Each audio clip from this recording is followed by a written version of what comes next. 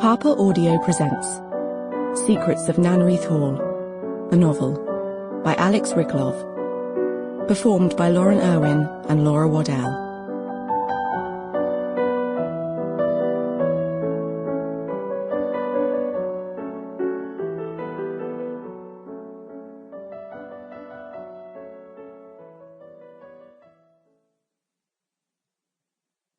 Prologue. London, England, February 1923. I am dying. Prue puts down her sewing and eyes me through her cheaters, but in no other way does she reveal the shock she must be feeling at my news. Cancer, so Mr. Porter tells me. I blunder on before she can gather herself to speak. He suggests I put my affairs in order while my strength remains, but what's there to organise? The last payment I received for modelling was just enough to pay the doctor's consultation fee. By the time Andre returns from Biarritz or San Remo or wherever he's gone in search of lucrative commissions, I won't be in any position to pose for him or anyone else. We are taking advantage of a mild winter's afternoon to take the air in Prue's small back garden. Laundry flaps on the line, and in the corner by Graham's potting shed, the earth has been turned in preparation for planting cabbages and cauliflower.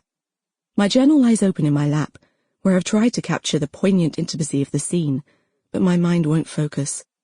Memories laced with regret and grief simmer too close to the surface for me to concentrate on my work. I chose my moment carefully. Graham is at the pub, leaving Prue and me alone in the little house on Queen's Crescent. I know I can no longer hide my illness from her. She is far too observant, and has already noticed my lack of appetite and how quickly I grow tired from the least strenuous of activities. It's just as well. I need her counsel and her quiet common sense. She'll not burden me with useless sympathy. That isn't her way. For good or ill, life must be faced head-on. She has taught me that, if nothing else. There's Anna, she says simply, as if reading my thoughts. You must make arrangements for her.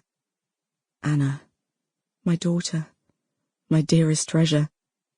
I sent her to school this morning in a crisply starched pinafore, her wild red hair tamed into 2 slick braids. She made me leave her at the corner, too old at 6 to be seen holding hands with her mother. But at the last moment, she threw her chubby arms around my neck and kissed me on my nose. I wanted to crush her close and never let her go.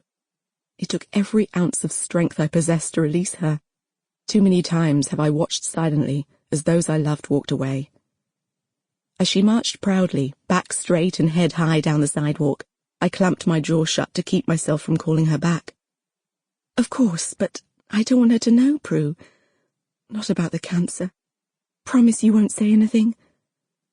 My throat aches, and I shiver with unexpected cold.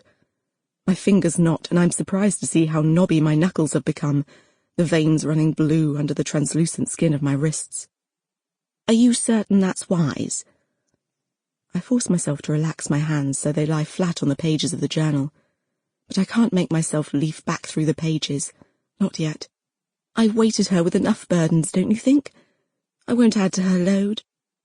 Prue pours out 2 cups of tea, adding 4 heaping spoonfuls of sugar to mine, just the way I like it.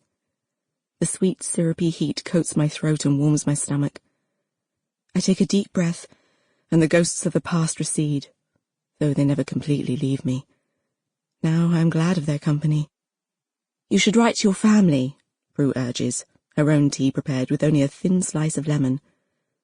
Her expression is grave, though I can see she is already looking ahead to what must be done, checklists mentally ticked off in her head. Tell them what you've told me. Ask them for help. If not for your sake, for Anna's. She's a Trenowyth, no matter what side of the blanket she was born on. Next door, crazy old Mrs. Weisverlaff begins playing the piano. Some of the neighbours dislike the noise, but I enjoy her concert-worthy performances of Haydn and Mozart as she relives her youth on a St. Petersburg stage. Perhaps because I know how she feels when the past becomes more real than the present. You make it sound so simple. You forget that in their eyes Lady Catherine is already dead, and has been for years. Despite my protest, Prue's suggestion makes perfect sense. Anna is a Trenowyth. I've made her one through my own arrogance, and I wish I had the courage, or perhaps the shamelessness, to write and beg my family's aid. Sample complete. Ready to continue?